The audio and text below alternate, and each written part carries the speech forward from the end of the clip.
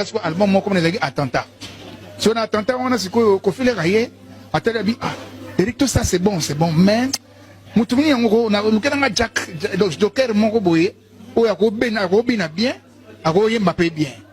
azape na moi aspect banini voilà bon ndena yebangi fali déjà na mona ko bina na kibinda ezali déjà somme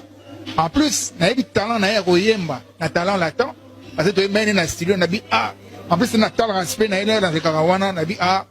là on doit quitter na bi bon l'homme qu'il me faut c'est celui-là tout au sengioni na bi te pesa encore car na crozoyer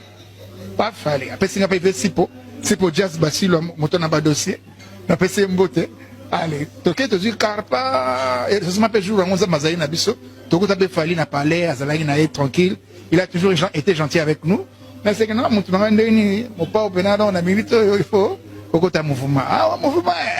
OK il n'a pas hésité bon naturellement ni azalaka quoi toko tena sope na mutuka et pas mo pa si le lobe comme fali il peut pas donc